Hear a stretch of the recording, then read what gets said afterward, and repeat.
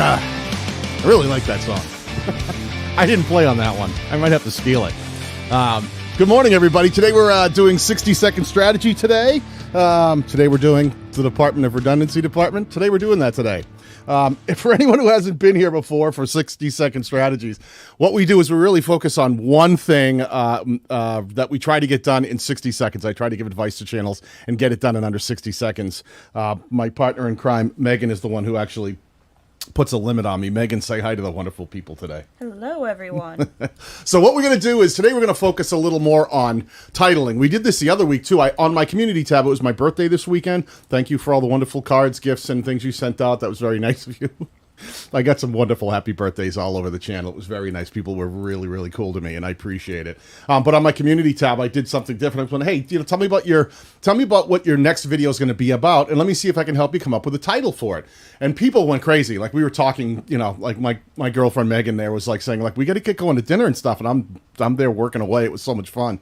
So I said, why don't we do that live? Because it's not just about me trying to come up with your title. It's about kind of showing people in some different ways to think about strategy and how to come up with a title. Because I think that's things that people get wrapped up in and get confused on, is things like thumbnails and titles and how to get the packaging right. So helping anybody learn some different ways to do it, I'm always happy to do that. The one thing I want to remind everybody about here is that there's not one way to do this right.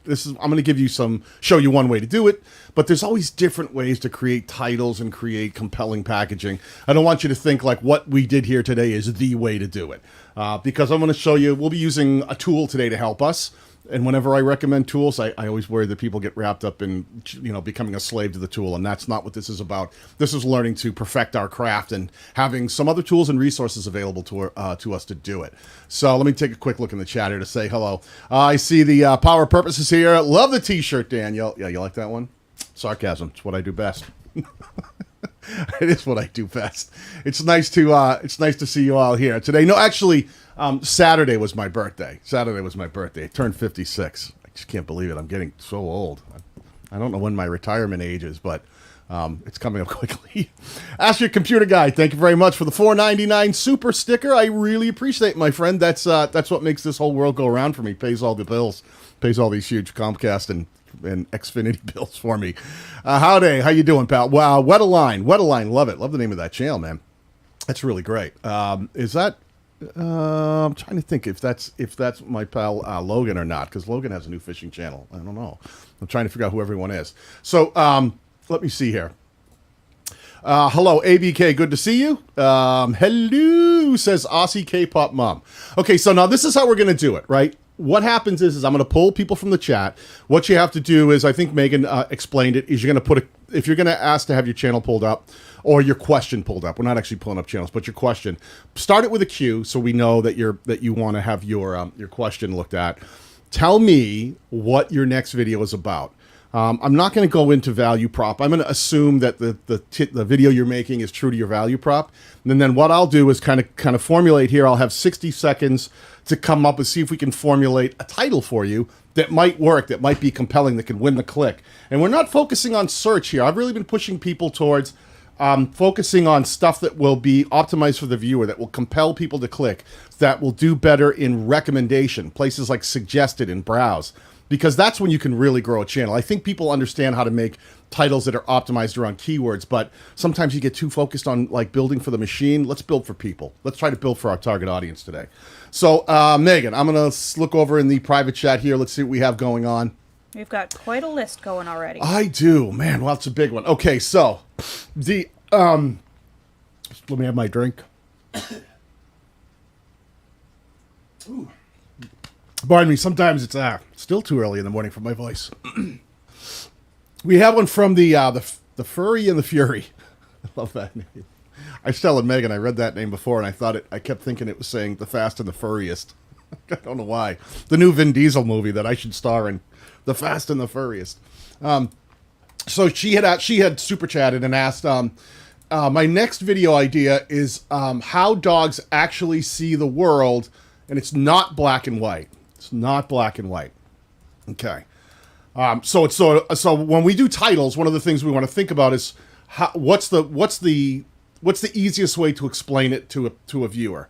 right? The whole video is going to be about the truth about how dogs really see the world. And then we'll see if we can convey that in the title in a way. It may take me a little while to get warmed up here, but I'll do my best. You all right there, Dan? Yeah, I'm like struggling this morning. So I'm going to be using a tool today that's called, I showed it recently, it's called Headline Studio. Again, people, when I show you tools, they're just things there to help. Tools don't do the job for you. They're just things that can help you along the way. And I always get worried at any tool that has a scoring thing, that people just want to get the high score and think that that's it. It's not. It's just sort of teaching you how to make compelling headlines.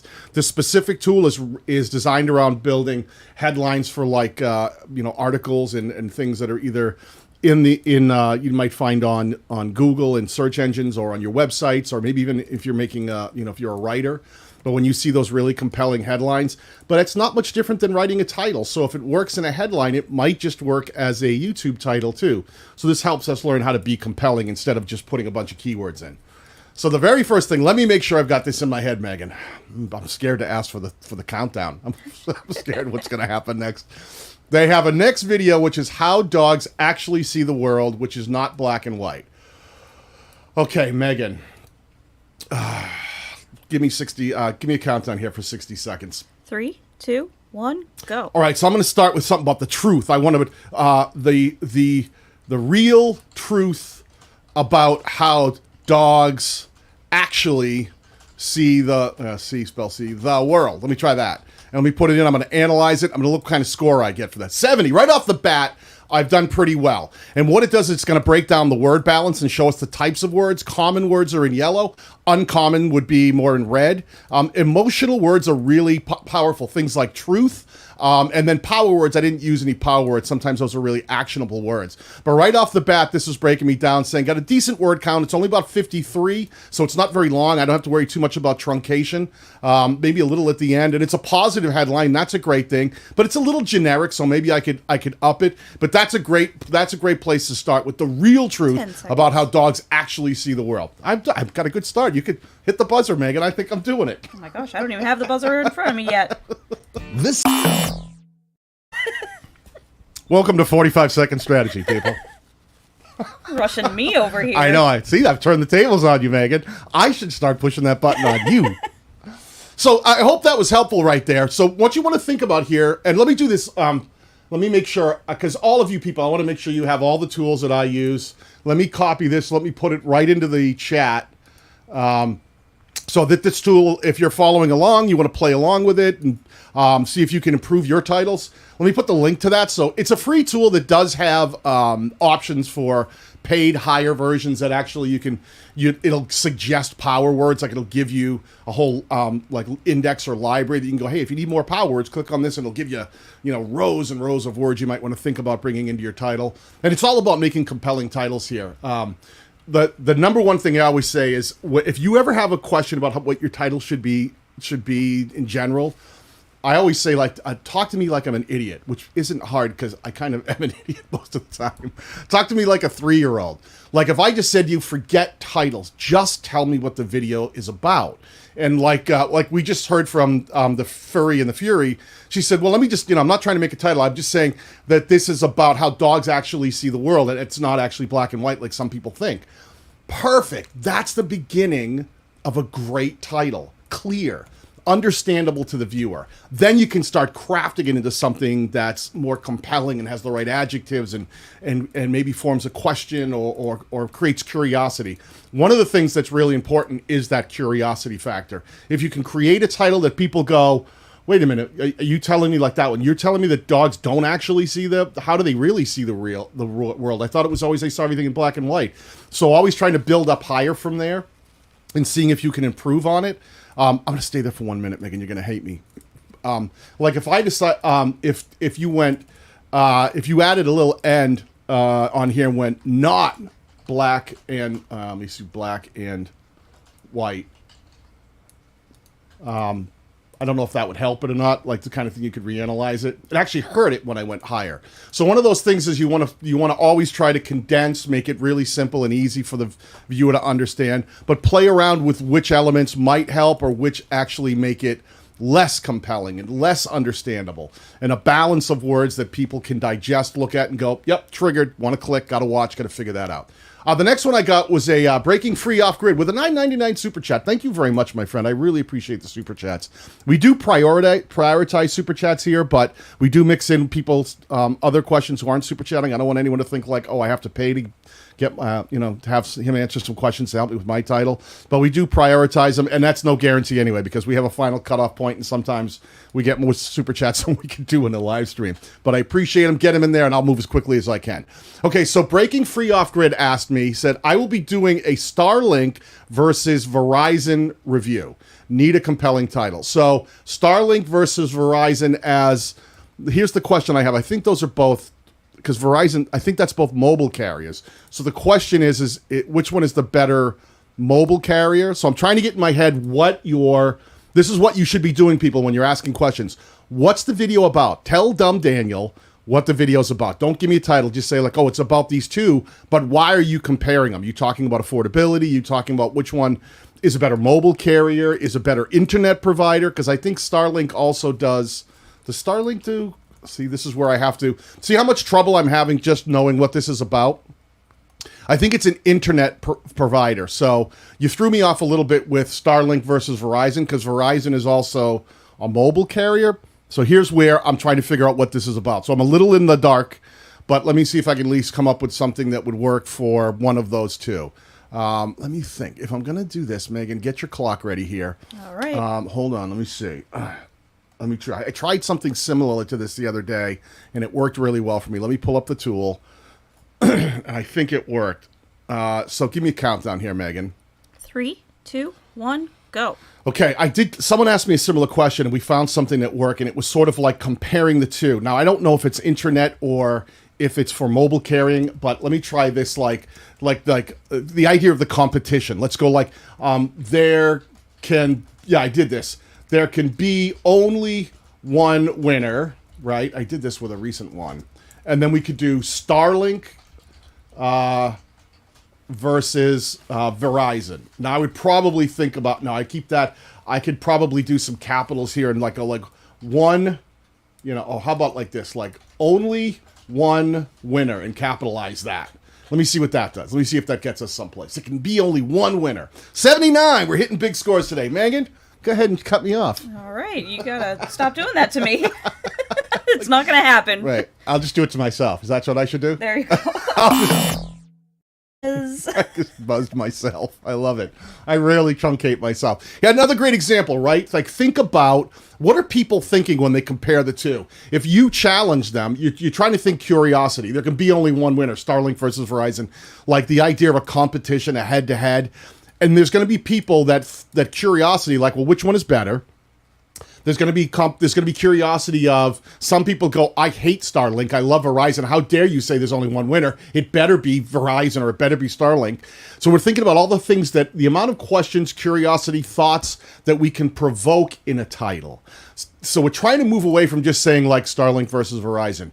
An honest review, which that's not a bad thing to do, but it's that it's so plain and it's unintriguing. It's just saying this is what it is. Watch it if you'd like to or not. But if you get compelling and you start bringing a little emotion into it, you get people thinking about it, get excited about it, or get frustrated, or have an opinion, or ask questions, or have curiosity, or any of those things, or what they might gain. If you can do these things to build a more impactful title, that's when we all start to win. That's when videos can really take off.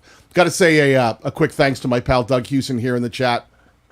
Always helping out. Remember, having a good description of your upcoming video helps. Super chats prioritized, but not guaranteed. You do not have to super chat. 100%. That's true. Doug, thanks for all you do here, pal. You're always a huge help, not only in my streams, but in the community in general for you and what you do on your own channel. Make sure you check out Doug's channel. He's got great live streams every Saturday morning where he dives deep into everything that's going on in the world of YouTube. I was there yesterday. It was great. Let me see. Private chat. I'm trying to move quick. Okay, Adventures with Time. Thank you for the $10 super chat, my friend. I really appreciate that. Mine is a watch collector's channel where I review watches and I advise on collecting strategies. I like the collecting strategies part. Like, I didn't know there was such a thing as watch collecting strategies. I know people do collect watches, but that's compelling to me. Like, if I was someone who's not into watches, I have a couple watches. but sort of like the collecting aspect and the strategies to getting the right one, that might compel me even if I'm not into collecting myself. I'm making a video to help others about why I almost gave up collecting watches but didn't. Let me digest that for a second. One of the things I always say is try to make content that serves the needs of the viewer. Does the viewer care more about you and your why you collect and why you don't want to collect or any of that kind of thing? Or do they care more about the conversation, right? Do they care more about, the idea of collecting watches as a hobby or as an investment or as a strategy? That's the thing that I would be compelled by. Like, if I don't know you, like, why do I care? Like, if I walk up to someone on the street, stopped them and went, I almost gave up on my diet today, but I was able to keep going. They would go, hey, really cool for you. I got to go and walk away. So always think about what's important to them, right? It would be much better to say like, hey, have you ever been on a diet? And then like, you were like ready to give up and trying to figure out how to stay on that diet.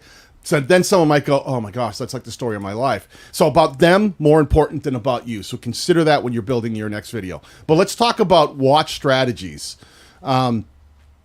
Collecting watches. So it's the idea of collecting watches. Should you keep doing it? So let's speak to them. If someone's collecting watches, let me pull this up, Megan, and give me 60 seconds. I'll see what I can do with it. 3, 2, 1, go. Is collecting valuable watches actually a good idea? Let's leave that in their heads. Like, should it something you should be doing? 79, Megan. I'm just gonna keep doing it to you. It's just like son of a. Which is gonna. Oh, I got. Two people should not have access to the same buttons. That's a great score right there. I'm very happy with that one. So if we look at this, what we did was the thing. I would tell you, take your experience of about, is it a good idea to actually collect valuable watches? Is it actually a good idea? So someone who might be doing it go, what do you mean is it a good idea? I love doing it. I'm going to get in here and I'm going to give my 2 cents. Or someone who has thought about it says, ooh, I was kind of wondering, is that like smart to do that or not? They might jump in. And then someone who didn't even know that collecting watches was a thing, right? Big power words over here. See some of the words we have going on? That valuable is an emotional word. Valuable watches, not just watches, add in valuable watches. And then I said a good idea. Good is a power word. Good, bad, silly, indifferent, all those kind of things. We're trying to create these balanced titles that use words that have been proven to get reactions from people. So we're trying to build it in that way. So that's what I would probably lean on, my friend, is the idea of doing it that way, of like ask them, get them triggered, and then in the same at the same time you could say, I've been collecting watches for a while and I was thinking about quitting because of a lot of reasons. And it really made me question if collecting valuable watches is a good idea. So then talk to them about it, right? So you brought them down, you were true to the value prop, and you came at it from a new angle. Hope that was helpful. Thank you for the super chat. Let me get on to the next one. I'm trying to move quickly. Okay, repetitive strain injury. That is my good friend, Deborah, with a $10 super chat. Thank you very much. Why I hate doors. Why I hate doors. Why I hate doors. I hate doors too. Are you talking about Jim Morrison and his band? Or are we talking about... Are we just talking about entryways? Why I hate doors. Deborah, I want you to do this. Deborah's in our group, and I always work with Deborah. And it's tricky to find the thing. When I say to you, tell me about your video, one of the things I want you to talk to me like I'm an idiot. I mean, really, I want you to say, if I say, what's your video going to be about? And you say, why you hate doors. It doesn't tell me about repetitive strain injury. You're not explaining to me. Start with the obvious. And I know what you're going for here, that, people, when you run into like big, heavy doors and doors that are hard to open over time, that can create repetitive strain injury. People who are constantly going in and out of these doors, especially if you get a little older like me, these things can really trigger injuries. Like you're wrestling with these doors. Sometimes I swear to God, there's someone on the other side, like pulling it back against me as I'm trying to push it open or do the thing. But I know what you mean. So that's really what's going on here. Not about you, not why you hate doors, why your target audience doesn't like doors. What's the problem with these doors? And now I'm thinking about how I can access that in a way that might trigger people. I was on a roll. I hope I don't lose this. This one's going to be a tricky one because I didn't have as much information. So Megan, can you give me a countdown? Let me see what I can do. 3, 2, 1, go. All right, so I'm going to say something about why those entrance doors are so hard to open. Why are door? I'm not going to. I want better. Something better to do is so incredibly hard to open. Let me just start there and say it's not going to be much. No, it's only a 68. Why are these heavy doors? I'm trying to get there. Why are these heavy doors so incredibly hard to open? Better, right? I'm thinking about what people are thinking about. Why are these heavy doors so incredibly hard to open? Then I might even put in repetitive. Can I spell it? Strain, injury. I might do that. Causes. That might be too much, or that might actually hurt it. Let me see. Now I brought it up a little bit. So the repetitive strain injury. So there's one, Deborah, for you. Why are these heavy doors so incredibly hard to open? And I might even put incredibly, some of this capitalized. And then maybe... I didn't get it in 60 seconds. You didn't, but I did. Thank you. Thank you, Megan. And thank you, Deborah. I hope that one helped. Everybody, when you're thinking about building titles, the needs of the viewer. Let's put the needs of the viewer first, all right? So even when you say I don't mind titles that talk about I, as long as it's something that you say, you know, like why I'll never eat at a McDonald's, why I'll never order food from a McDonald's drive-thru again. You might be saying I, but you're referencing something that people do every day, and they go, whoa, what's going on? Is there something wrong with, does the food come out bad? Is there a problem? Should I not be doing it? It's something I don't know. So if you're going to talk about you, that's cool, but make sure the important part is clear. Hating doors is like, I don't know if I get that at a glance. Like people wouldn't go, yeah, I also hate doors. That door keeps making fun of me and my family, and I hate it. So make sure that you're always expressing the commonality, the interest, the intrigue, triggering the viewer based on things that they may have experienced themselves, but make sure it's clear. Make it clear. Make it easy for the viewer to understand. What's the next one we have here? Do you have something in the private chat here, Megan? I do. Why is it not coming up? The last one I have is repetitive strain injury. Hold on. All right, let me get something in there quickly. My apologies. Sometimes our system breaks down. It's like a spit and Scotch tape that holds this whole production together. I'll be perfectly honest with you. Don't let all the fancy gear here fool you. It's just all a complete guessing game on how we get anything done. The system breakdown is the channel manager being out too late last night. Hanging out with the friends. Let's see. Jessica Compton asks, Addiction Channel, the new video is setting boundaries for people in your life who are addicted. Setting boundaries for people in your life. Okay, so if you are, let me make sure I understand this, Jessica. See, so this is one of those situations. I wish I could share this one. I don't have it in front of me, but maybe you guys in chat, if you're hearing this and trying to understand it, does this make sense to you? Addiction Channel, a new video, setting boundaries for people in your life who are addicted. What's missing here, Jessica? Who's the boundaries for? Are you setting boundaries on them? Like you got to help them set boundaries because maybe you're like a sponsor? Or is it you're setting boundaries in your own life? Listen, I wrestled with addiction, and other people who are still addicted, I need to create boundaries because I'm trying to get sober or I'm trying to get clean.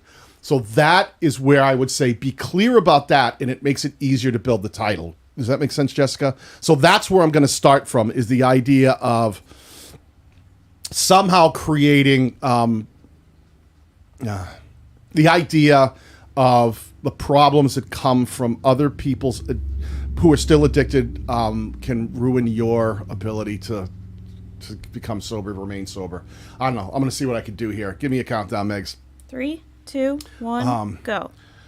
Maybe it's like the ugly truth. How your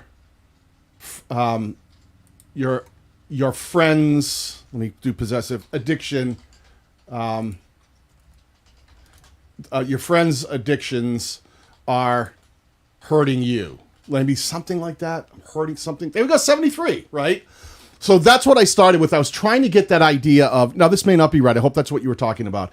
But the ugly truth, like that awkward thing of like, man, they're my friends, but they have problems. And if they're around me, I need to set boundaries. How your friends' addictions are hurting you. You might be able to start a video saying like, listen, I'm trying to get clean and you aren't really on that path right now. So that hurts me, and it hurts my ability to stay true to the path I want to be on. And then you can go into the idea of setting boundaries. So maybe it's not so much about setting those it's the video's about setting the boundaries, but the real thing that it's about is how their situation might be impacting yours and how you have to set boundaries to create that separation. I was on. I was right there. I think the only word I missed was helped. Let me go to the next one here. Thank you for that question, Jessica. We've got Greek View Tavern with a $4.99 super chat. 5 things every comic creator should know. So you're not telling me what your video about. You're trying to create a title. And I actually don't hate that title. That's actually a pretty good title. The Greek View Tavern is saying 5 things every creator should know. Let me do this. So Megan, could you do me a favor and can you put 60 seconds on the clock? 3, 2, 1, go. Oh, let me put in exactly what you put and let's analyze it. 5 things every comic should know. 69. It's not bad, but let's think about the comic creator. So like a comic book an artist, right?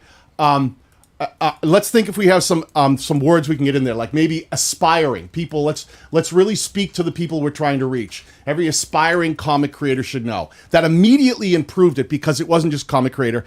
Aspiring. 5, I would have gone, not right out 5, I would have gone 5 essential. Let's get some, like, really, not just things. Because things is just what things? But these are the essential. Now it went up to 75. 5 essential things that every aspiring comic creator should know. Now we've taken this to a new level. We've used power words. We've used emotional words. And we've been able to take this to a new level because it wasn't just that thing. 10 seconds. I love the 5 that's a listicle. It gets people in. What are these essential things? Tell me. I'm an aspiring comic creator. Help me out. That's the way I would lean. Man, you need to go out drinking with your girlfriends more often, Megan, because I'm crushing it today. I don't know what's going on over there, but this mojo, it's working. It's working right now. Not that I'm trying to get rid of you, honey. I love you. But, I mean, seriously, it's work time. We have things to do here. And whatever helps, whatever voodoo dolls we need to stick pins in, and let's do it. That's a little aggressive. Every week. Listen. What they do best. Let's see. Marcos Victor, a new member, Marcos Victor, said he gave me a $2. I don't know if that, I'm seeing the $2. Thank you for the super chat. I appreciate it, my friend. What do you think about abbreviations? I don't understand the question. What do you think about abbreviations? Is that a video you're going to make? Are you asking me specifically when you're doing a title? What do I think about abbreviations? You mean like using them in a title? I'm gonna pretend that's your question because I don't know how I would make a video on like, hey, what do you think about abbreviations? My thoughts on abbreviations. Please watch. But that's about what I'm about to do that right now. So you're watching. So here you go. I think abbreviations work if they're abbreviations that people relate to, like the Internal Revenue Service. If you say the IRS, I think that abbreviation works. I think if it's something like if it's an abbreviation of something that people immediately connect with and know what that abbreviation is, I'm fine with it. But what I would say is, and this is why I say, don't always go crazy thinking let the tool make the decisions for you, because think about the person. If most people know what that abbreviation means, FBI, CIA, IRS, why am I bringing up all these institutions that are looking to get me? I don't know. Megan, I got to shut up now. But what you want to think about is, none of those people are out to get me. I'm just kidding. It's sarcasm. It's what I do best. What you want to think about is what people understand, what they connect with. So thank you for the super chat. And if it's an abbreviation that you really think the vast majority of the people that you're trying to reach would know, not just the most niche insiders, then use them. If it's too niche, if it's too like you got to be in the know, then I always say don't explain math using math terms, right? Don't say here. If someone says I don't understand how to do this, how to solve this math problem, I don't even understand what it means, and you start saying, oh, it's no problem. What you want to do is you want to take the numerator divided by the denominator, then multiply by the cosine. I'm like, you're using words that I don't understand to explain something that I don't understand. Simplify. Okay, so keep it easy for the viewer to understand. That's always where you want to lean. Okay, I hope that was the question that was being asked. The Drew Project. Here's a question.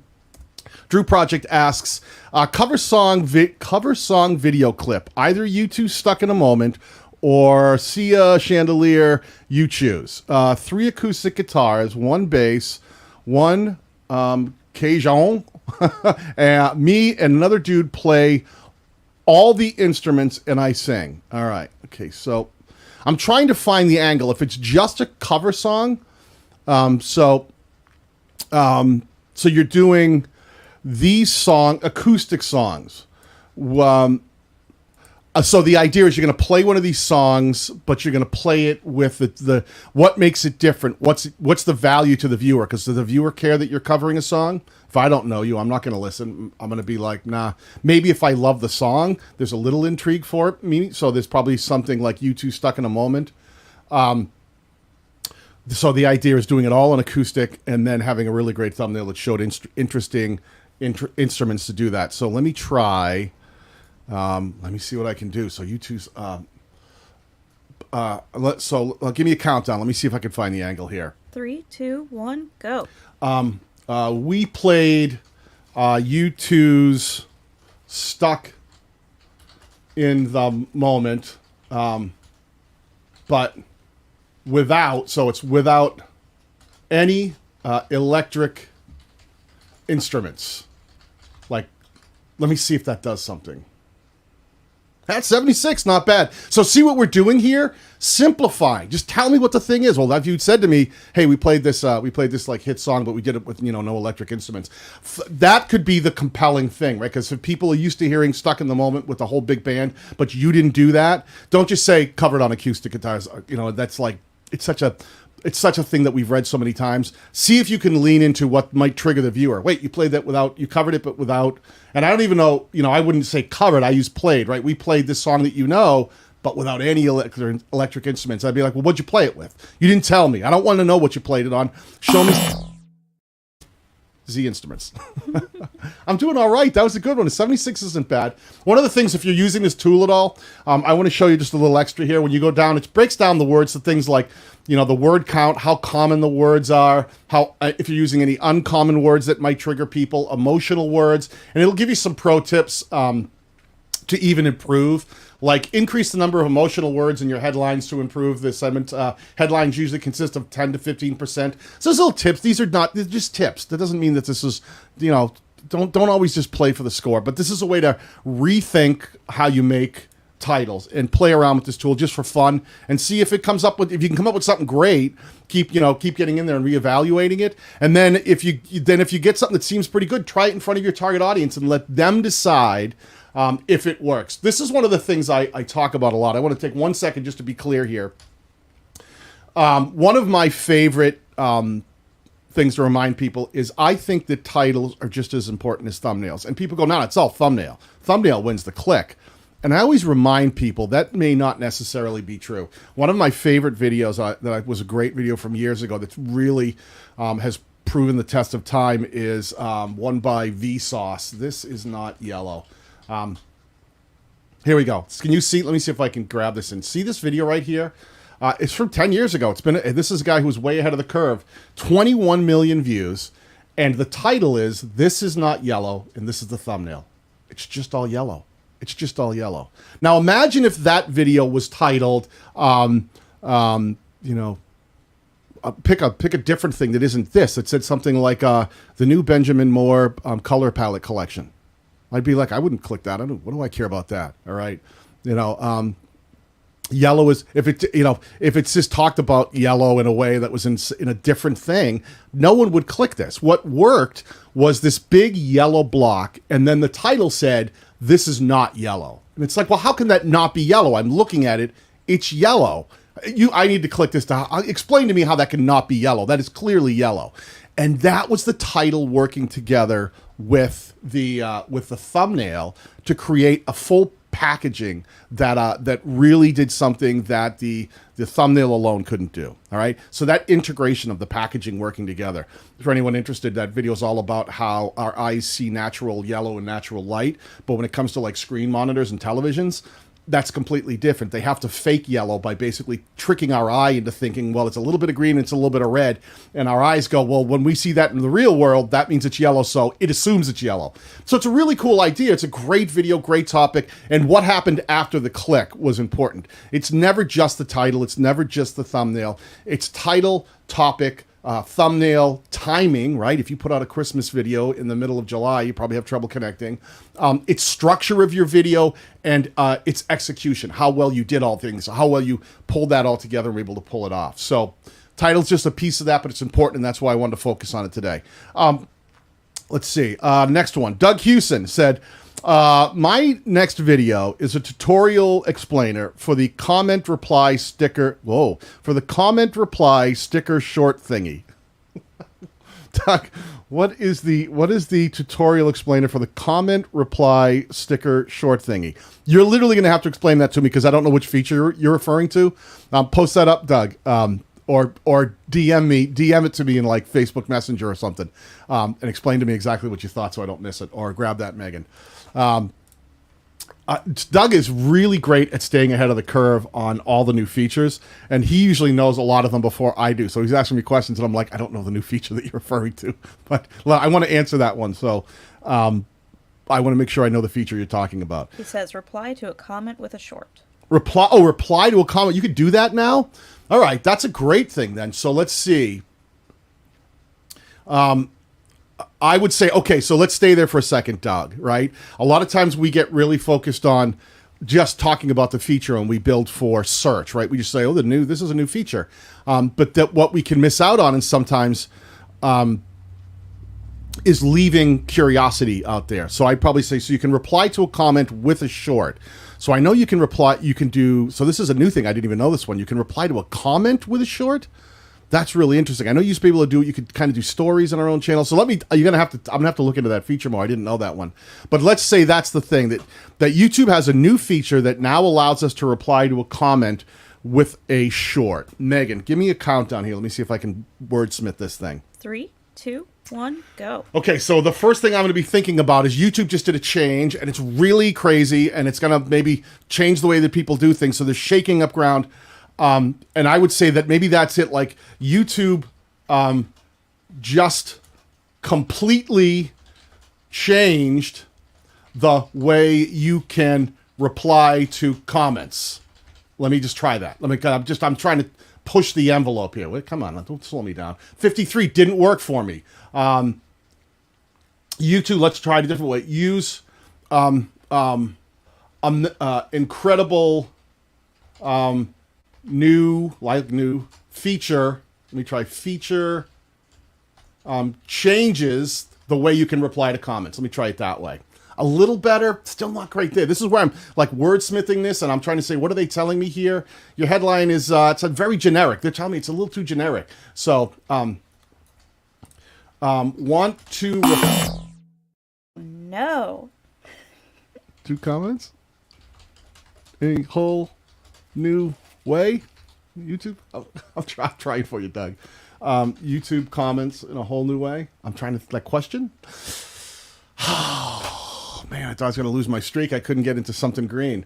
So there it is. So something like that, Doug, thinking about that YouTube comments, reply. So we have all those keywords in there that explain what's going on, but a whole new way.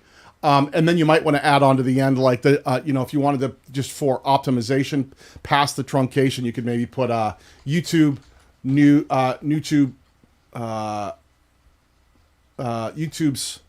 new shorts, whatever feature, something like that. I don't know if that'll help or hurt it. Kind of keeps it the same. So maybe if you just wanted that extra bit that would be past the truncation, Doug. But the idea, you want to reply to comments in a whole new way. That could be an angle that might work. I'm always trying to think of and that can be definitely improved. I would come back at that a few different ways, Doug, and think about the conversation. Everybody, when you're thinking about your video title, what's the thing? Tell me about it, right? Like tell me, that YouTube has a new feature that you can actually reply to comments with a short. Cool. Now I know what the interest of the viewer might be. Who are we talking to? People who want to use shorts in their strategy. Maybe there's a whole new angle about an exciting new way to integrate shorts into your content, strategy or something like that. Could be another angle. And I'd keep playing with the idea of how do I talk about a new shorts feature without just going, the new shorts feature review, or make it something that really leaves a lot to the imagination. Like, what is it? How do I use it? Where do I find it? All that stuff. I have to check that feature out now, Doug. Thank you for pointing that out. 86th Street Project for $4.99 super chat. Thank you very much, my friend. I appreciate that. Video, a response video to a line cook who answered someone about leaving their job in sales for a job as a cook. Pros and cons, unvarnished reality. Pros and cons. Okay, let me see if I get this right. So you were doing a reaction to, oh, this is tricky. A line cook who answered somebody about leaving their job. There's a lot to digest here, right? Simplify, my man. If I have to struggle to figure out that, if you can't tell me quickly what this video is about and I'm trying to unpack it, simplify, right? Because that's going to help you build your structure.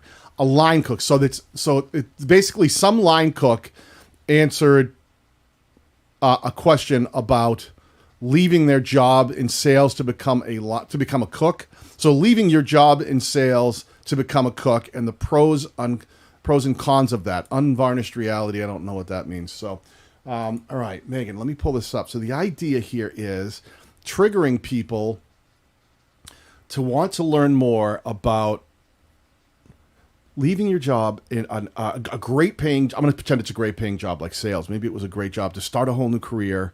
So is it about a new career, or is it about the fact they want to follow this guy's story? Like, well, that's crazy. I got to hear what happened. Maybe. All right. Give me a countdown. Let me see what I can do with this one, Megan. 3, 2, 1, go. Let's talk about him. He left his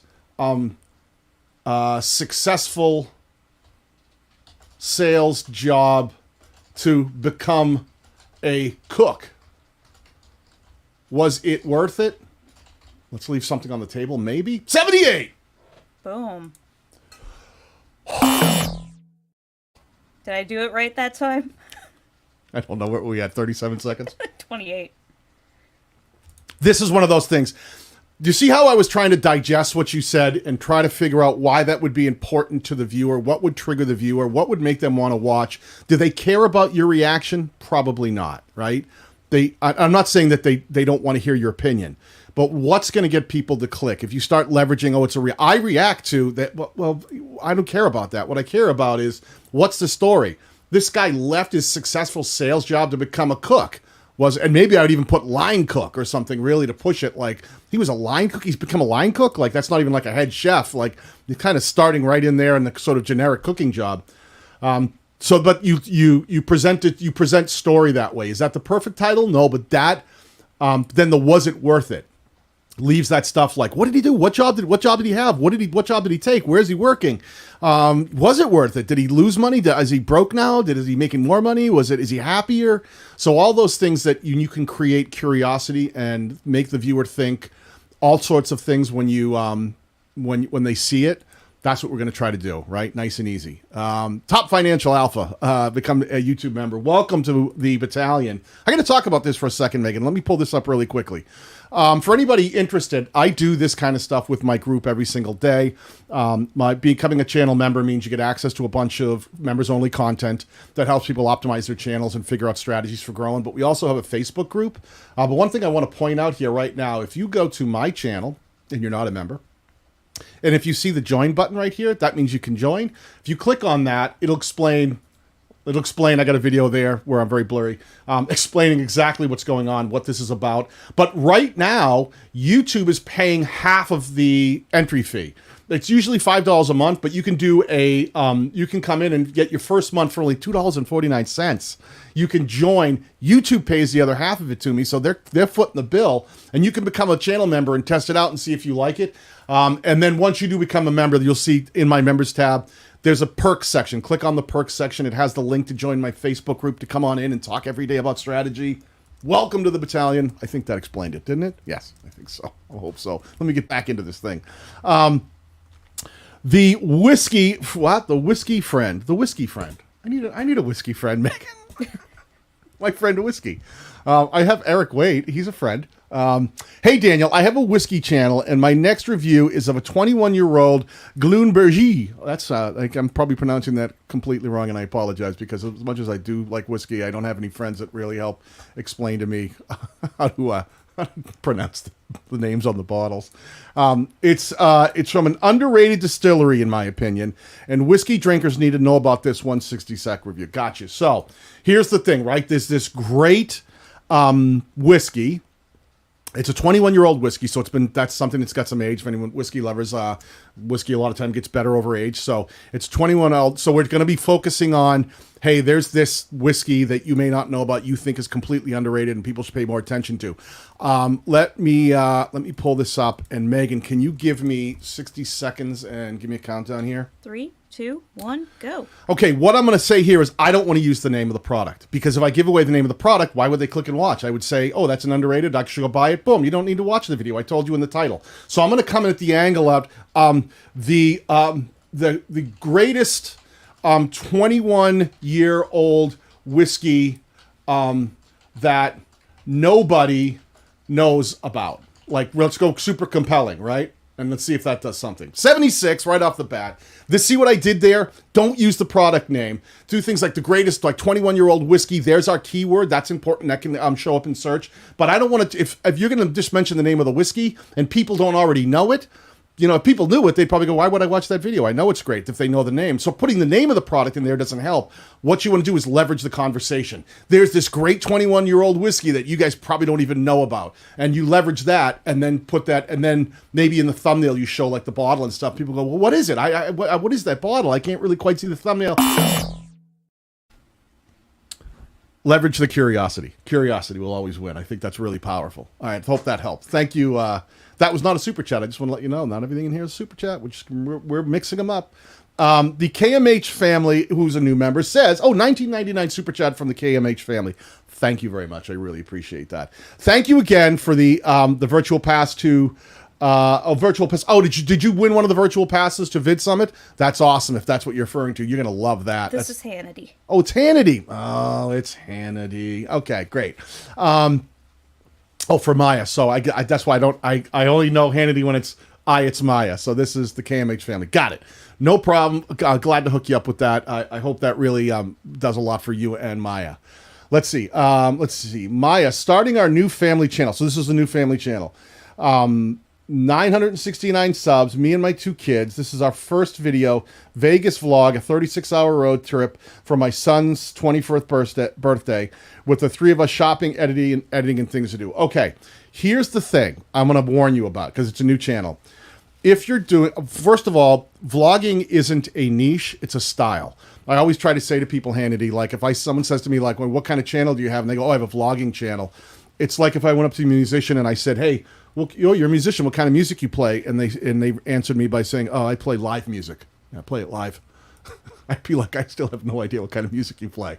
Vlogging is just a style. It's just that sort of on the go, catch it as it happens style. It's not a niche. People used to think it was a niche, and people used to get compelled to watch some stuff when YouTube was much younger, because they would go, oh, it's kind of just following these people's lives. But you always have to make sure that there's a reason people would want to watch you who don't know who you are. Channels never grow faster than when they're presented to people who have no idea who you are. So you've got to be able to not lean on vlog and not just lean on, hey, I'm doing stuff you should watch. They don't know you. So now you have to lean on what's the compelling thing that gets people to watch. So I'm thinking the description here is that you took your 2 kids, you and your 2 kids, so 3 of us, your first video is going to Vegas. I don't know if you've ever been there before. 36-hour road trip. That's kind of a long road trip, so that might be compelling. For your son's 21st birthday with the 3 of us. Okay, so it's the 3 of you driving for 36 hours to Vegas for your son's 21st birthday. Man, I am that tongue twister. Megan, can you give me some time on the clock? Let me see if I can write something compelling here. 3, 2, 1, go. I'm trying to get this condensed. Maybe I'll start with a simple. We took a 36, let me get this right, hour road trip. Yeah, that could be fun. People like road trips, right? Go big. Road trip for my son's 21st birthday. All right, let me go this way. Let me go 36-hour road trip to Vegas. So that's like all these compelling. What happened? I don't know what happened. Maybe that'll work. Nah, it's not big enough. Let me go more compelling. Our crazy 36-hour road trip to Vegas, a little better. for my son's 24th birthday. I'm trying to figure out how. This is going to be a tricky one. See, when you don't have a lot for the viewer, it gets harder to write compelling titles. I'm good at not buzzing. Don't buzz me. You'll never guess what happened on our 36-hour road trip. I'm getting worse, right? Stay here for a second. I'm going to find this. See, these are where these get tricky. I'm trying to tell people something that even the tool will say that's not compelling. It's blasé. And it's because the topic itself doesn't jump out. So what's the compelling thing? I'm using all the seconds I didn't use in the other ones, Megan. That's what I'm doing here now. So I'm stealing them. So let me try to think about like, let's see. Let's say, let me see. I'm trying to think like how an angle on this where that would really compel the viewer to go, I want to watch this. I'm trying to think like, is there an easier way to do this? There's so many words here, it's too long. So it's got to be like, we've got to talk about the idea of our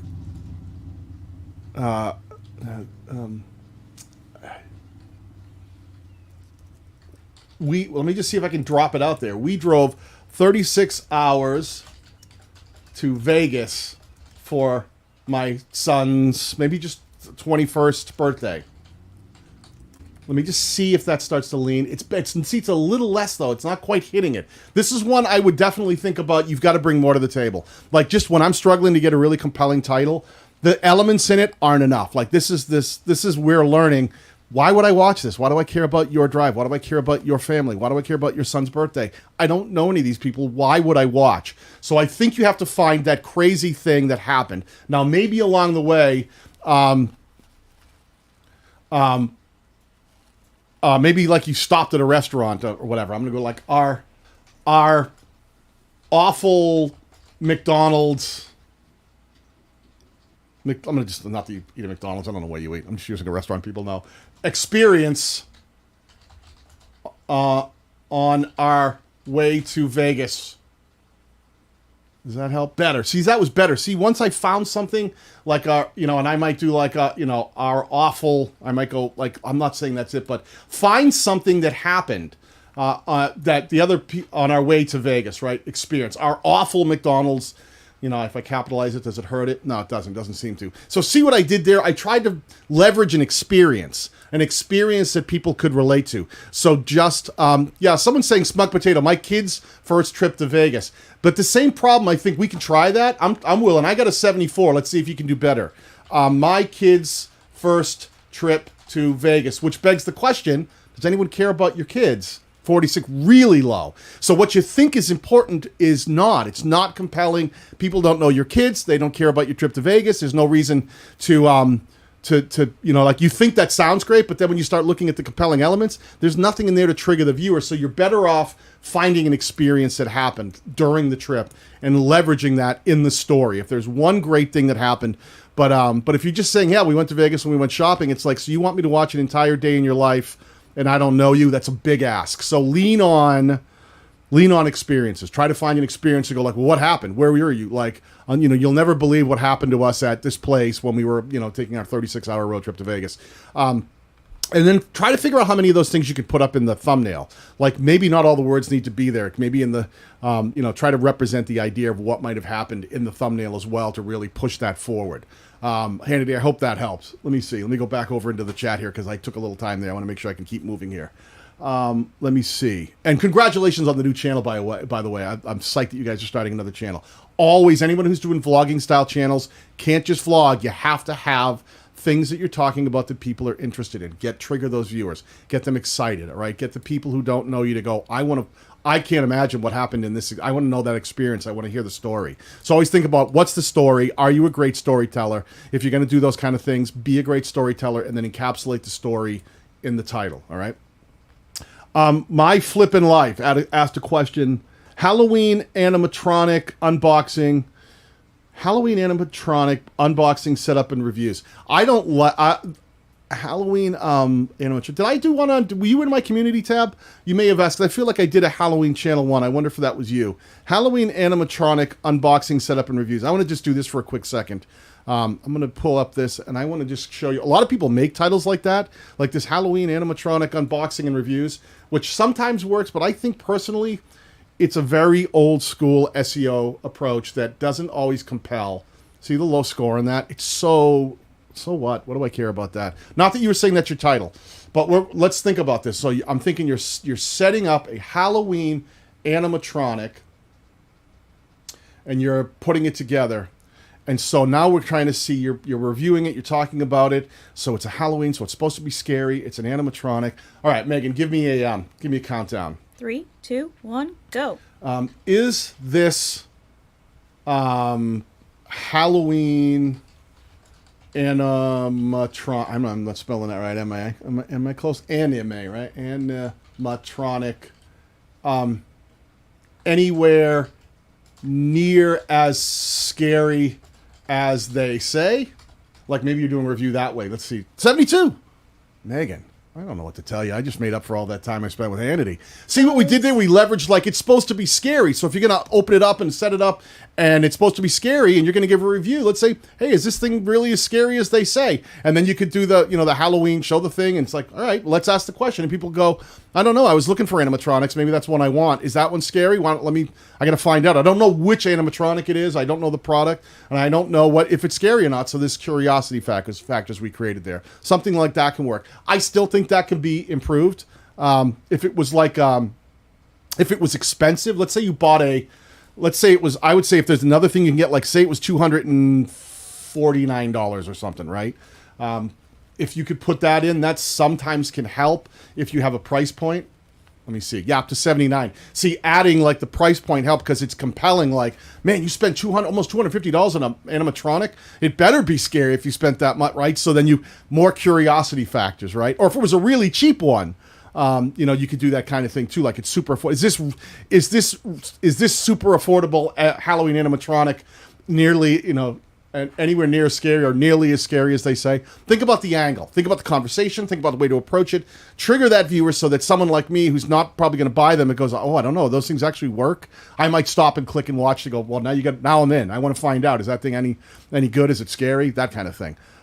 Great way to compel. Always think about compelling the viewer, okay? Getting them to think in their head, how many questions, when they're reading that title, how many questions do they ask themselves? And that curiosity vortex you want to suck them into. If they ask themselves a bunch of questions, why was it so expensive? Was it scary? Was it, like, oh, now I got to know, why did you spend that much money? It better be, you get them thinking, then you win the click. Let me see. Leslie the Bird Nerd, who is the battalion member. I love Leslie. Let's see. She has $5 super chat. Thank you very much. I'll be doing a video on how she has a bird channel. Did I need to explain that, Megan? Leslie the Bird Nerd. I think we got it. So you might have to follow along here. So when I say northern flickers, I don't mean people who like me who live in the Northeast and just drive around just throwing the bird at people. That's not a northern. I might be a Northeast flicker. Some people when they piss me off. Doing a video. I'm on a tangent. I got to stop. Let's see. She'll be doing a video on how northern flickers, that's a type of bird, are an odd woodpecker with a long tongue that have huge appetites for ants.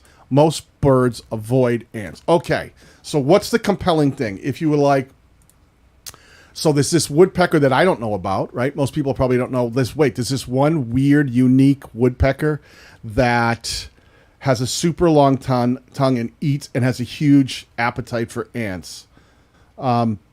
An odd woodpecker that has, most birds avoid ants. Okay, so I'm going to see if I can, man, I've had a pretty batting average here for getting a decent score, but I don't know if I can. Let me see what I can do here. Megan, give me a countdown. 3, 2, 1, go. This little known woodpecker loves eating ants. I think that may not be enough. Little known woodpecker. No, it's too low. The only bird, the one bird,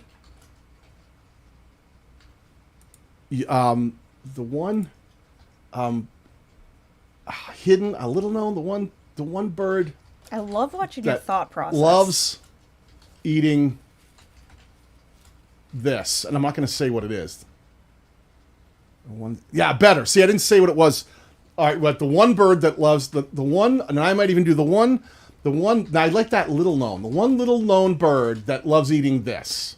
Got better. See? So then you go like, there's this weird, maybe the beak of the bird and maybe the ant and it's like the long tongue. And you go, what is the bird and why is it eating ants? Or what is the thing it's eating? Is that an ant? Creating curiosity up there, it might work. So like you can see how I was trying to craft around it. I'm trying to figure out how to get the curiosity factor. Because if you're only targeting people who know the bird, why would they watch your video? You're trying to target people that go like, what the heck is that? Why is it eating? What is it eating? An ant? I don't even know what that is. What is that bird? Make people ask questions when they see your video. Forget about search. Think about optimizing for the viewer for recommendation. I hope that helped. My brain process, yeah. Is that how my brain process works? Can you see the smoke coming out of my ears? That's what happens, Megan. Thank you for the super chat again, Leslie, and all the super chats. Really appreciate that. This is Artiste asked, "Hey Daniel, can you help me plan a title for a tutorial on how to make your own superhero or something?" I don't know what that means. Is it like make your own superhero for a comic book? Make your own superhero costume for Halloween? Is it make your own superhero? I don't know what make your own like does. Like, is it making, but you're trying to do a tutorial on how you can like design your own superhero. So the idea would be designing a superhero. They say a drawing tutorial. So it's a drawing tutorial. Okay, so in the context of a drawing tutorial, how to design a superhero. So just drawing a superhero, probably, that's probably been covered a million times. So now we want to think about how to do something unique or different and drawing it. Okay. I think let me see what I can do with this one. Megan, give me a countdown here. 3, 2, 1, go. 3 simple, let me go 3. That's a hashtag. Hashtag simple tricks to designing. Did I spell that right? Designing your own unique superhero. Let me start there. I just want to see if I can dial it in. Not quite there. So it's designing, but it's drawing, right? Let's see. So let me see if I can think about. So it's like maybe we make it easier. These simple. I like the idea of keeping it simple. Techniques. Let me see. Makes drawing superheroes incredible. Wah, wah, I'm wah. gonna stay here. 1 second. Let me just finish here. Incredibly. I can't spell today. That's the problem. I should be kicked off. I can't spell. Easy. Let me just try. I'm just going to try that last one, see if it got me to a 71. All right, you see what I was trying to do there? I was wrestling with simple techniques that makes drawing superheroes incredible. So you're talking about teaching people how, don't just say, here's how to draw a superhero. You want to do like simple techniques you're going to be, and focus in the video. Couple things you got to pay attention to. Making it easy, incredibly easy, makes drawing superheroes. Figure out which words you want to capitalize. Sometimes I'll do something like, simple techniques, simple, and then I might choose for anyone doing titles, think about, because they are going to show up on YouTube, so like maybe doing drawing on capital superheroes, and maybe I'll just capitalize the first letter. Boy, I really just cannot spell today at all. So maybe the simple drawing, right? Superheroes. What words are going to pop? So within the title, I'm going to think about how I can make certain words jump a little bit more. Never write in all caps. That's one thing that YouTube has said they don't want us to do. They haven't said that they're going to penalize us for it, but when YouTube says we don't like you doing that, I usually think that means I better not do it. So there we go. See, just a way to come at it. I got to show I lost my score there when I capitalized. Do you see that? The previous one was better. It went down a couple of points. It was better without capitalizing. That's this tool telling you what it thinks about capitalizing, but that's not always true on YouTube. That's why I say don't always figure out the word order first, and then if you want to do things specifically for YouTube about putting some capitalization in there, or like in YouTube we capitalize pretty much the first word the first letter of every word. One of the things I don't like doing, I don't like capitalizing things like the of or the, or because I think it's too many. I don't capitalize words that I don't think are super important. If it's and, or, the, of, I keep those all small letters because I don't want them to jump out at the viewer. I want the important words to jump out at the viewer. So I do this mix of capitalizing the first letter of the important words and then sometimes capitalizing the entire word of important words, but then keeping all lowercase for words that are less important, right? That don't mean a lot, that need to be there for flow, but don't mean a lot to the viewer. Thanks for all you do to help Daniel, the battalion site. Yeah, we rock in there, definitely. Tamara, thank you so much for the super sticker and the super chat. I really appreciate that. Definitely try joining the members if you haven't, if you guys are looking for this sort of weekly help with things like figuring out thumbnails, video editing, understanding YouTube better. That's really the kind of stuff that we cover a lot in there. And speaking of covering stuff, I have to thank the sponsors that allow me to do this kind of show every month here on my channel. Thank you to StreamYard and Spreadshop. This live stream is sponsored in part by StreamYard, live streaming made simple, and by Spreadshop, the #1 resource for all of your print-on-demand needs. So if you're looking to do live streams that look anything like what I do here on the channel, or you can definitely check the links down in the description below and try StreamYard for free. And if you're trying to make your own custom merch, absolutely reach out to Spreadshop. You can start a Spreadshop shop right now for free. It doesn't cost you a thing. You can make sure it's design them, sell them, cost you nothing. So check out both. Thanks to the sponsors who allow us to do this every single week. We love you guys. Let me go back to the private chat. Let me see where we're at here. Megan, what's the next one? We've got wet a line.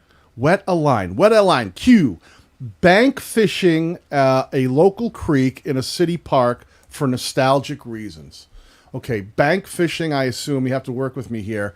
I don't know what... This is one of the things I talk about, people. Like, don't always just focus on the narrowest target audience. I don't know what bank fishing is. I know what fishing is. I assume that means you're fishing from the bank, not from a boat.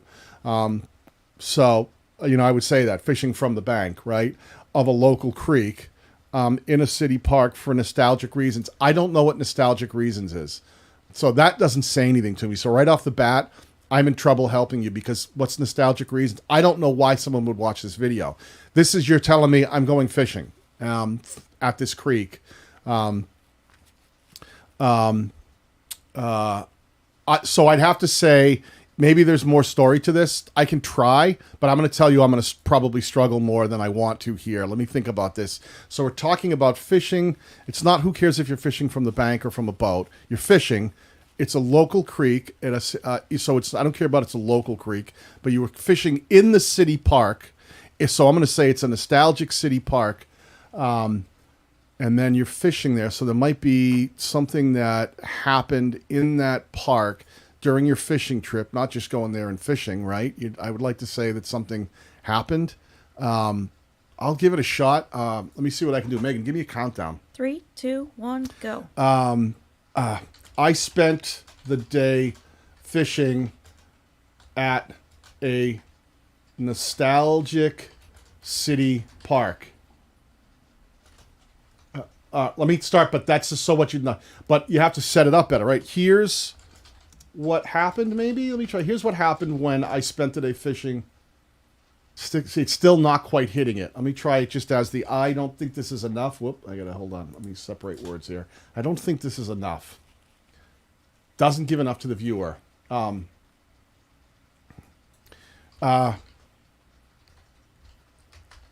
found, like, maybe there's something you found at that nostalgic part. I found this fishing at a... Whoops, I've reached my limit. Hold on. I have to, because I keep using the same one, I have to go back here and reset the page. Or else it'll go like, hey, you can't use this anymore. Okay, let me try it here. Paste. Let me try that. Nope, that was actually worse. I found this. See how I'm struggling here? You have to, let me stop here, because this is a good example of learning what you're supposed to be doing right. If you're wrestling to come up with a creative title, that tells you right off the bat, the story you're telling isn't something people will be interested in. Because if we can't even write a compelling title around it, that means there's nothing happening there. It's not just magic words that will make your story about organizing your sock drawer interesting. That's not how titles work. There has to be something in your video, in the topic, in the idea of what you're covering that would actually compel people, that people would actually want to watch, to develop a great title for it. So what I would tell you is you need to rethink that and go, okay, so what, I was fishing. So what, it's at the city park. Well, it's just a nostalgic park. So what? What happened? What's the thing? I'm missing, you didn't give me the information to help you build a title because you didn't give me anything that was interesting. Did you find a dead body? Did you pull a gun out of the river? Did something happen along the way that made, did you catch 200 fish? You know, like if you had said this was recently, I was working with one of my coaching clients. Now, if you'd caught an amazing amount of fish, if you said if it was I caught over 200, 200, what's a good type of fish there? What's a freshwater fish? Pickerel, let's say. Is that I might spell it that way. Or maybe I'll say bass. Bass. Fishing in a stuff. Okay. Maybe that would help. See, now, see how that went up? Because if something happened, something like, wait a minute, how did you do that? At a park, you caught that many? That's the thing we're looking for. We're looking for the experience. So the very first thing I would tell you, this is a good way to learn about, I always think figuring out what you're going to make for video before you make it. Don't just go fishing and go, yeah, I filmed it, I'm going to put it on my channel. And then if it doesn't drive the kind of views you want, you'll know why, because you didn't really cover something that compelled the viewer to want to watch it. So think about that ahead of time. A lot of times if you can figure out what you're going to build and then go make the video, that's what I try to do. I try to figure out what I'm going to make a video about first, knowing I've done the research. So a lot of times I'll build a thumbnail first and go, okay, I want to make sure that how I do this is true to the packaging, because I don't want to come up with a great packaging idea afterwards and go, oh, if I'd known that's how I was going to package it, then I would have changed some of the things I did in the video structure and in the edit. So those all work together, all right? I hope that was helpful. I'm really just thinking about, sometimes it's not about just giving you a title or helping you find a title, but really thinking about making sure that you're editing videos, you're learning how to get them onto YouTube, learning how to grow an audience around that, learning how to package, and really thinking about the needs of the viewer first. Super, super important. Let's see. Ken Fly Washington, new member. It's going to cover briefly the story of an Australian Cold War era submarine that spent 22 years on active surface and then another 20 years forgotten and neglected at anchor, but it's now coming home to be cut up for scrap metal instead of a museum attraction. Okay, really specific. Australia. One of these days you'll get it. What did I say? Washington. Can't Fly Washington. Western Australia, and even says Australia. I'm sorry. I've said all along, WA doesn't work. Doesn't work for anybody in America. We're always going to look at it in Washington. I would say Can Fly Western Australia. Yeah, make it clear. Put it in the title. They put it in the channel name. Can Fly. Okay, so Can Fly. I don't always understand your channel name anyway. Can Fly. I would think it's a plain thing about Washington, but it's actually this video. I don't know if it's true to your value prop. Maybe it is. Maybe it isn't. But it's a Cold War era submarine. So it's a historic submarine that got neglected. Okay. Let me see if I can find the angle here. Megan, can you give me countdown on the clock here? 3, 2, 1. So the idea in my head is this is an unbelievable,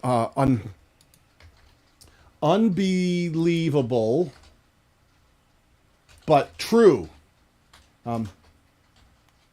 They're cutting up this historic submarine for scrap metal. Maybe that's it. Is that it? No, not quite. Or maybe I can just do, I can't believe they're cutting up this historic. I'm circling the target here. 74. Okay. I can't believe they're cutting up this historic submarine for scrap metal. I'll stop there. See what we did here? That you went right to the point. You gave me a whole paragraph, which was great to help me find what the thing was. Sort of this historic, and then maybe in the thumbnail is where you might put, 20, maybe the thumbnail's like 22 years active service, thrown away or something like that. Maybe there's things you do in the thumbnail that help show the submarine and be like, whatever the thing is, or the fact that it's going to become a pile of scrap metal. Maybe it's a submarine with the arrow pointing to they're turning to junk or something. But the idea is here that they're taking this really historic submarine and cutting it up for scrap metal. So you putting a little bit. That's an example of. Remember when I said if you're going to mention yourself, I can't believe something about me.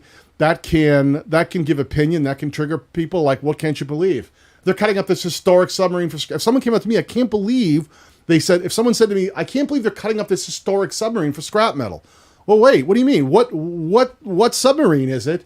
Well, who's cutting it up, and why are they cutting it up?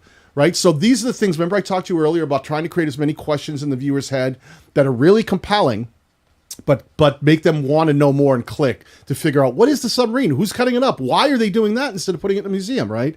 Or maybe the thumbnails should be in a museum, right? Or something. I don't know. Work through it, but that's the idea. Try to get them to be very curious about what's going on in here, but clear that they're cutting up a historic submarine for scrap metal. It's not vague, right? It's very clear what's happening. We just don't know what the submarine is, who's doing it, and why they're doing it. That's all. You got to click the video to find out. Okay. I hope that helps. That was pretty good for me. 74. I'll take it.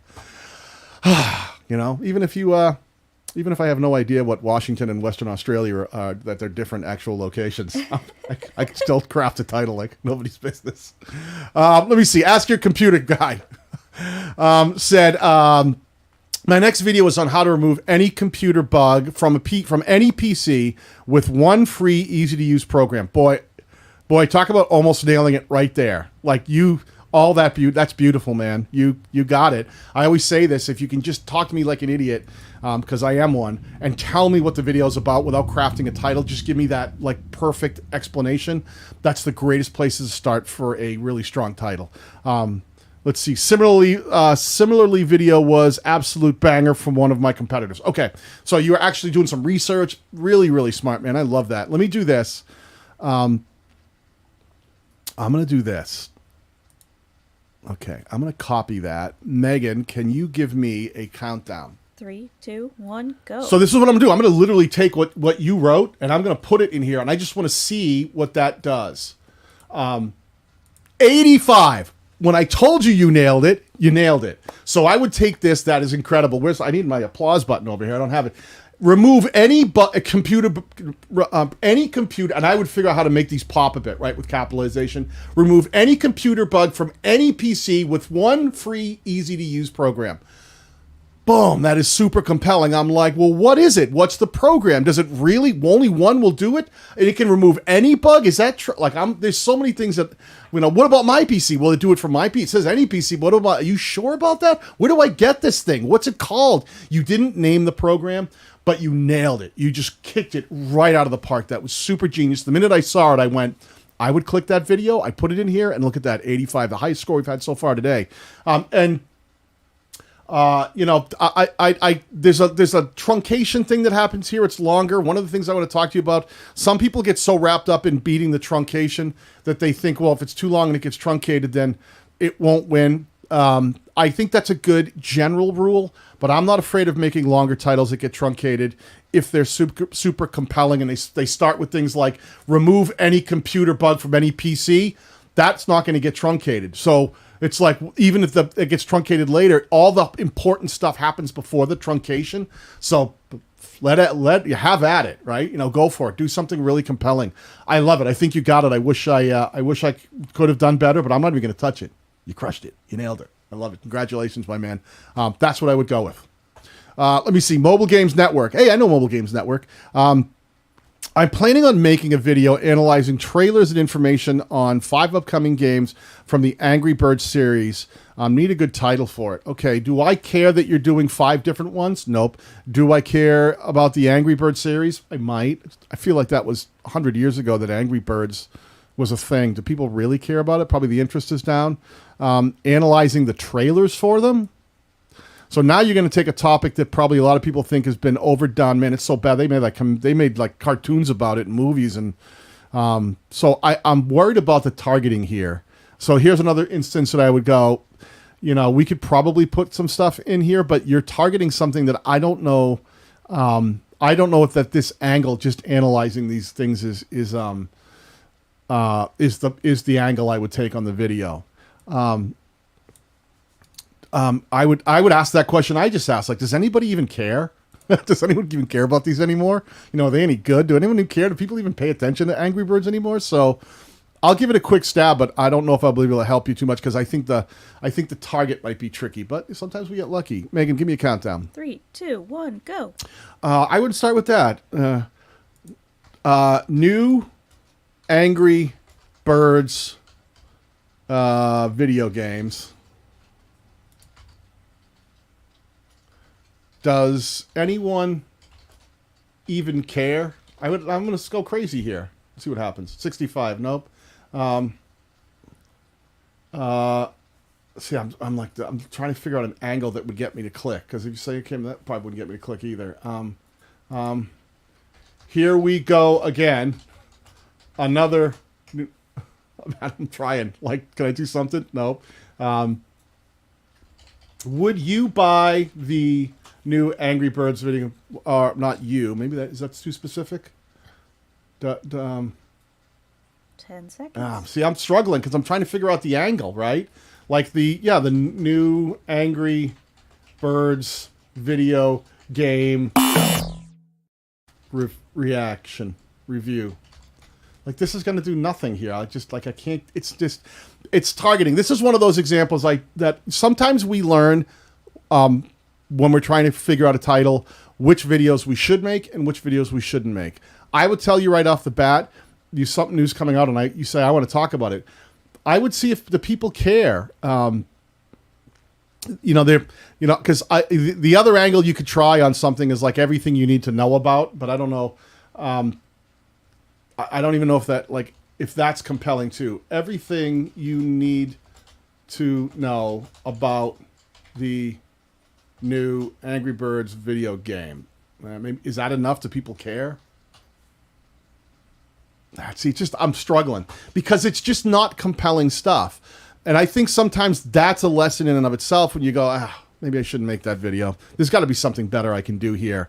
Like, maybe it is like, if it's going to be like a real review, like, I thought I was going to hate the new Angry Birds video game, but then this happened or something like that. I'm trying to figure out what's the angle that you could make a different video that would get people to go like, well, find interest. But it relies on them wanting to have a lot of interest in a video game that, I gotta be honest with you, does anyone in the chat, thumbs up, does anyone care about the new Angry Birds? Does anyone play Angry Birds anymore? Maybe someone does. I think it's so niche that when we're trying to really do something big and compelling, I would be talking about something, much bigger. Let me give you, because I'm shooting down things, but I'm not giving you alternatives.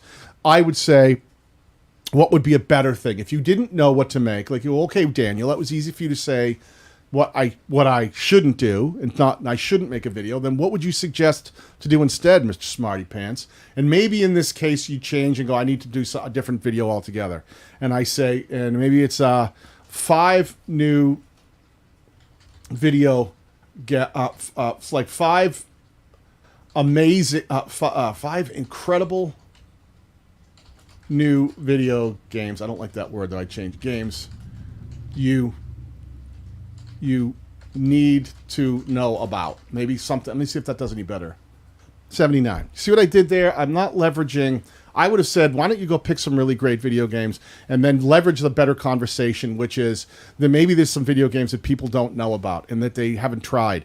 And then you don't even tell them and you go like, here's some new video games you definitely need to know about. If it was all Angry Birds, I'd be like, I'm out. It's all Angry Birds. But maybe you can find 5 different video games that are sort of lesser known, that are new or they're brand new, and you're like, you definitely need to check these out. And then don't even tell them in the title, and people go, what was it, right? Does anyone care at all about the... Gets a 70. Did you find it? Let me see. These new Angry... Yeah. I was trying to go down that... rabbit hole. I just didn't... It didn't quite work. I would have rather seen... what I would say here in response to that is I still think it has the same problem. You can get it up to a barely 70, but it's just, you could try that. Play around with it. You might find something, but you see how I was wrestling around with it, and it's not like... And don't just let the score... Don't play a high score game here. Don't just be about, once I get a high score, that means my video is going to do well. It doesn't. You should be thinking, you should use your head in the background and say, well, listen... do I really think? And my gut is, I don't know that anyone cares about these new video games, but if you're doing an unboxing and review, I would much rather see you find a bunch of them and go, let me find a new angle. Why don't I talk about a bunch of, 5 ones, do a listicle and go, like, oh, what are these 5? I don't know what these 5 are. I'm looking for some new video games. What are they? The more specific you can be, right? Maybe if you're doing like horror or kids, if they were kids, kid-friendly. See, if I'd gone in here and I had said like, well, what is some, maybe you can do 5 incredible new kid-friendly, like maybe that's important to people, right? Let's get real, let's get real, targeted, and compelling. 92. That's it, folks. I got to go now. I've got a place to be. 92. 5 incredible new kid-friendly video games you need to know about. Now, that is super triggering because it's like, parents worry all the time about whether these video games are ones their kids should be playing. And these are the kind of things, really think about creating super compelling content. And if you knew this title, then you could go, okay, I know what the thumbnail should look like. I have an idea. I also know what I need to talk about in the video. That I would start the video with, hey, a lot of you parents out there who are buying video games for kids probably worry about which ones are the right ones and trying to find new video games that actually, that are kid friendly and that you don't have to worry about them playing. Well, I've got 5 choices right in here that are coming out the next month that you definitely want to keep your eyes open for. And let me start with number 1, right? So, boom, right there, nuclear aneurysm. I went nuclear. I melted down. That's what I'm talking about. What I'm talking about is really thinking like the viewer, not I have this new video game I want to talk about. Does anyone care about it? What do they care about? Maybe they care more about finding video games in general without even mentioning the new video game, but they're super worried about making sure they can find video games that are safe for their kids to play. So really just rethink the idea of where you're coming at it. And then remember, it's never just a title, because you could make that video that I talked about and it may not do well on your channel because it's the thumbnail. It's not just the title, it's the thumbnail too. And it's once people get in, like, how well did you make the video? Because if people start watching and then they bail out quickly, you don't have great retention, then no title, no thumbnail will save a video that doesn't keep people watching. And a video that could keep people watching that has bad packaging will have trouble connecting because people don't click it as often, unless it's a short. They don't need a thumbnail for a short. So I'd maybe try that instead. I hope I made up for me kind of knocking on your Angry Birds thing by giving you some ideas of what maybe you could make instead. Let me get in here. Brown and Beachy. I read it as brown and healthy. Brown and healthy. I'm like I'm Lebanese. I'm kind of like olive drab. And healthy, not so healthy. Next video is an exotic animal facility tour. An exotic animal facility tour. What I would tell you right off the bat with that question is like, what's the compelling thing? Is it just because it's an exotic animal facility, exotic animal tour? Like, do I want to know that tour?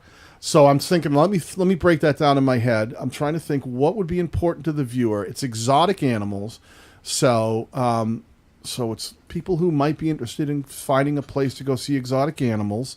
So it's not just the tour, it's the idea of what's important to them. Okay, Megan, can you give me a countdown here? 3, 2, 1, go. Okay, so I think I'm like the single greatest place you can still see exotic animals. Let me start there and see where that gets me. I didn't spell greatest right. It still got me a 72. The single greatest place you can still see exotic animals gets me up to a 74. See what I did? I came in from the other angle. Don't just name the park. And maybe you could put the name of the park at the end of the title and add it on. It gets truncated, but that might help for people who are looking for a view of that. It might help in search. So if the name of that place was maybe, hay bales. What am I saying, Megan? Exotic animal park, right? Something like that. Right? Does it help or hurt? I don't know. 62. It says it hurts it, but technically that's going to get truncated. So you might want to add something in there just to get the SEO value of it. But that'll work, right? Talking about the value. On to the next one. Megan, what's our next channel here? I am seeing Jerry Registry. I'm pronouncing that horrible. I'm really sorry, my friend. Jerry, thank you for the $10 super chat. Hi, Daniel. My next video is about language learning in VR straight for 24 hours. Current title: I spent 24 hours in in virtual reality in Spanish. Okay, let me see if I can improve what you got. All right, let me start with what you got. Megan, can you give me a countdown here? 3, 2, 1, go. I do like the this is kind of a Mr. Beast title. I spent 24 hours in virtual reality in Spanish, but what it does, I got a little piece of this other thing. Let me try it again without that extra hook. Doesn't really do it. It didn't give enough. I would go, what's the cool thing about it? You tried learning Spanish by sitting, let me try it the other way. I tried learning Spanish by sitting in a 24 in a VR room for 24 hours. I tried better, but still not quite there. I tried learning Spanish. I can do this better. From our virtual reality program. I'm failing. Any suggestions, chat? What do you guys want me to try in here? Give me some tips in the chat. See if you guys can push this in the right direction. What do you think would really compel? I like the idea of I spent 24 hours. Let's do a little group thing here. Let me make sure I can see the comments, and I'll let you guys shout some stuff out to me. Doug's got a good one. What's Doug got? I spoke Spanish for 24 hours in a VR world. But it's the learning Spanish, right? Or was he speaking Spanish? I spoke Spanish. It's a language. So he's saying. So it's like kind of tell me exactly what Doug wrote. I spoke Spanish for 24 hours in a VR world. Okay, 24 hours in a VR world. Let me see. That might be it. No. See, not quite there, right? We're like the learning part we don't quite have, Doug, right? In a VR environment. I like the VR world, though. And I learned Spanish. I learned Spanish. Or learning... I learned Spanish, but I like to I like to spend. I wish that would work. I'll keep watching the chat here, Megan. Just pull anything out that looks like they might have a hot one. I spent 24 hours in a VR world learning Spanish, but there's something missing. Better. I like smug potatoes. How I learned Spanish from a real life holodeck. That's actually pretty good. Let me see if that does it. Spanish from a real-life holodeck. Is that how I spelled it? Still low. Like, it's not quite... Do you see how we're circling the target here? The idea of, like, can you actually learn Spanish by, like, is it more focused? I like the idea of the sort of the Mr. Beast approach where it's like how many hours you spent, but that's been getting very played out lately. So it's like... Promo Tech Tips says change VR world to metaverse. Okay, VR world to metaverse. In the metaverse, that's a good trigger word. Learning Spanish. Let me try that, if that helps. Doesn't quite do it. Can you really learn Spanish? From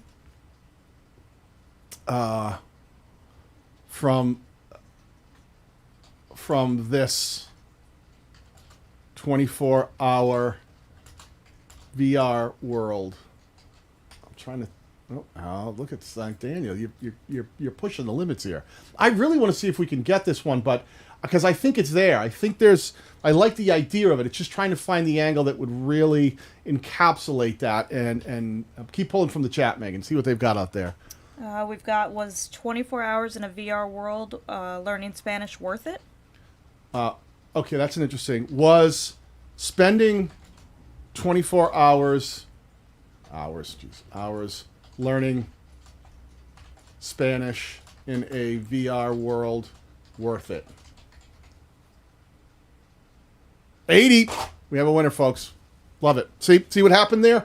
I like that a lot, I like the idea because now it's like that was a smart one that really spoke to the idea of, wait a minute, you spent 24 hours in a VR world And first of all, I have the question like, well, where was this? What is that? And then you open up the idea of, well, was it even worth it? Did it work? So that was really smart. Who was it who did that one? That was My Aussie Garden and Kitchen. My Aussie Garden and Kitchen. Great instincts there. That's an 80. That's, again, don't get wrapped up in the scores, but I like the idea of that. We're spending 24 hours, and then you could do the old Mr. Beast thing like, hour 12, on the thumbnail, sitting there with your VR headset on and Spanish words flying around, you could really make a cool thumbnail for that. So that's probably the one I leave it to the chat to step up and do something great. But I like that the chat is getting into the idea of playing with the title and thinking, this is what we're trying to do here, folks. Think like the viewer. Craft that title, twist it around, spin it. See if you can get it to be super compelling by thinking about the way you're phrasing things, not for some search engine. Don't build for the machine. Build for the people you're trying to reach. Build compelling titles that will hopefully stop them in their scroll when your content is being served up against other channels that have nothing to do with yours, right? Because that's what happens in browsing and suggested. You might be, if that gets served to me, you might get served up against other content that also is about guitars and Harley Davidsons and vintage American muscle cars. My 66 Mustang is right out front. I'm going to drive it today, whether you like it or not, Megan. I'm going out. You go for it. You can come.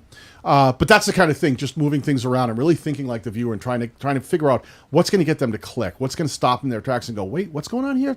You learn Spanish? So really smart. Thank you for the help. The assistant chat from My Aussie Garden and Kitchen. Well done. And we got that is the woohoo. Yeah, you should pat yourself on the back there because that was the big boom. Dropping the big bam boom. Doug says, nice. Yeah, sometimes when you get it.